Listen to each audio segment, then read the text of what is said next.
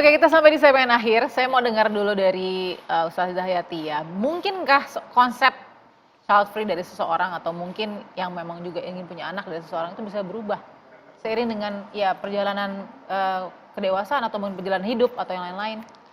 Iya, bisa saja karena ini kan hidup. Ya. Hidup itu Allah Subhanahu wa taala memerintahkan kita hiduplah yang berkualitas. Terlebih lagi ketika kita terkait dengan keturunan. Ya. Al-Quran bicara tentang keturunan itu jangan sampai kita orang tua memberi mewarisi atau meninggalkan keturunan yang lemah. An-Nisa 4 waliyahsyalladzina law taraku min khalfihim dzurriyyatan apa? Gitu. Makanya kita melihat ini anak-anak yang masih situ, itu sih mereka aja sedang menikmati masa senang botok, senang kayak gitu kan kayak gitu ya. Ya, kita respon lah kayak gitu ya. Tetapi nih pesan dari saya, kalian semua ini kan influencer muda ya. Jadikanlah media sosial ini sebagai media dakwah. Ya, ajaklah kepada kebaikan. Kalau kalian punya pemikiran yang kira-kira berbeda, terlebih lagi ini sangat rentan sekali terkaitan dengan masalah syariat, bahwa dalam Islam anak itu adalah fitrah, tiba-tiba kamu bilang seperti itu, ya tentu saja kan akan menimbulkan hal yang membuat kita sebagai orang tua nih ada kekhawatiran kan.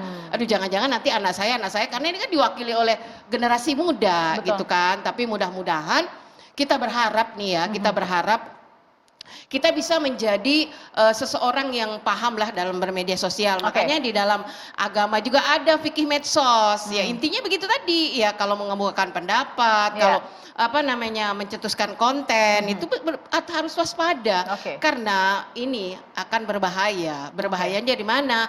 Bisa berpengaruh bagi komunitas dan juga bisa ini nilai-nilai yang sakral dalam agama ini nanti bisa salah persepsi kan gitu. Makanya pesan yang kedua adalah untuk kita para orang tua mesti dekat dengan mereka generasi muda dan memberikan penjelasan ya pendidikan secerah-cerahnya.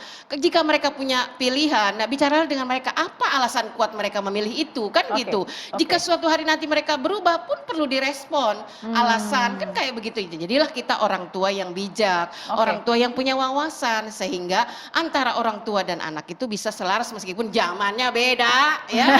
Baik Ustazah, terima kasih. Mbak Devi, silakan. Ya, kalau tadi kita selalu bicara dalam tataran level individu-individu. Pertanyaannya, kenapa kemudian ini bisa mencuat persoalan mau punya anak atau tidak? Data tahun 2022 ada sebuah lembaga yang mengeluarkan tentang negara-negara yang kekurangan orang.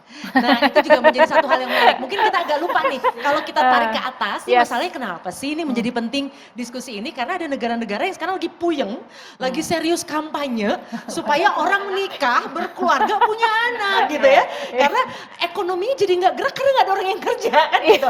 Nah artinya lalu pertanyaannya, Indonesia mau kemana? Ini terpulang pada kita. Amerika sempat memilih untuk banyak yang memilih tidak mau punya anak. Tapi begitu perang dunia kedua, karena nggak ada orang, akhirnya ayo kita semua berkeluarga lagi, ayo punya anak. Tapi sekarang pendulumnya udah geser lagi. Nah Indonesia mau kemana hanya kita yang bisa menjawab. Kita punya kebutuhan apa terhadap kehidupan, bukan hanya kehidupan pribadi kita, tapi juga kehidupan sosial dan bermasyarakat. Tapi yang paling penting adalah bagaimana kita semua bisa hidup damai. Kedamaian itu dimulai dari kita harus damai dengan diri kita sendiri dulu, sehingga kemudian bisa berdamai dengan orang lain. Dan ingat bahwa kita tidak hidup sendiri. Nggak ada yang salah kok kalau kemudian kita berlomba-lomba menjadi orang baik. Salah satunya adalah sederhana, lewat komunikasi. Pilihlah, kenapa sih kita harus memilih kata-kata yang menusuk kalau kita bisa memilih kata-kata yang indah dan menyejukkan seperti yang disampaikan oleh ibu-ibu hebat malam ini. Terima kasih Kak Devi. Oke, saya mau kasih kesempatan closing juga dari Baga. Silakan. Kalau saya sih kembali lagi sebagai individu, yuk buatlah sebuah keputusan out of love, bukan out of fear. Ya, ketika kita membuat keputusan berdasarkan cinta, bukan berdasarkan ketakutan, itu outputnya jauh berbeda. Ya, kenapa takut? Kenapa nggak mau punya anak? Takut soalnya dulu orang tuanya abusive misalnya gitu ya. Saya nggak mau juga menjadi orang tua abusive. Saya nggak yakin. Sampai saya yakin saya bisa jadi orang yang baik, saya baru mau punya anak. Sembuh dulu, healing dulu. Nanti setelah healing baru buat keputusan lagi. Tapi healingnya bukan liburan ya? Bukan liburan ya, bukan healing jaksel ya. Ini healingnya terapi loh duit stres lagi. Bukannya mau promosi konseling ya. That's what itu penting. Demikian juga bagi mereka-mereka yang memilih untuk punya anak gitu ya. Jadi please be considerate gitu ya. Apakah mau anak kandung atau misalnya mau benar-benar adopsi dan sebagainya.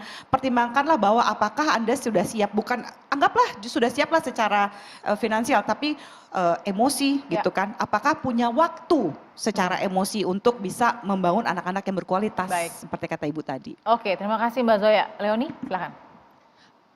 Ya pendek aja sih. Iya. Kayaknya apapun pilihan hidup kalian, jalani aja gitu. Maksudnya nggak ada yang salah, nggak ada yang benar. Semua punya cara masing-masing dan yang paling penting berempati aja sama pilihan orang lain yang tidak sesuai dengan Anda. Karena Oke. apa ruginya sih? Serius deh, apa ruginya sih? Ya Oke. kan, kenapa harus memaksakan pemikiran kita ke orang lain atau begitu juga sebaliknya gitu. Ya sama-sama kita hidup bermasyarakat, kita hidup bersosial, ada tata krama, ada etika, ada cara-cara yang baik gitu. Maksudnya Yang bisa tidak- jadi pilihan ya. Yes, dan Oke. maksudnya ya kalau yang pada punya smartphone jangan handphonenya aja yang pintar ya, yang pakai juga pintar lah. Oke, terima kasih sekali Leoni, terima kasih juga Ustazah Yati, Mbak Zoya, Merin dan juga Mbak Devi. Saya juga terima kasih kepada Mbak Ratu Victoria ya, penulis buku Child Free and Happy, sudah mau bergabung dan berbagi juga tentang bukunya nih ya. Mudah-mudahan bisa laris manis juga Mbak Ratu untuk bisa jadi salah satu cerita yang menarik buat masyarakat banyak. Anda yang menentukan juga dari perbincangan kita di Perempuan Bicara malam hari ini, apapun itu, ini bukan soal salah dan benar, tapi kemudian bagaimana cara kita menyampaikan dan berkomunikasi dengan baik. Terima kasih, kita jumpa lagi di Perempuan Bicara minggu depan. Sehat selalu, sampai jumpa. Terima kasih Ustazah Yati. Sama-sama.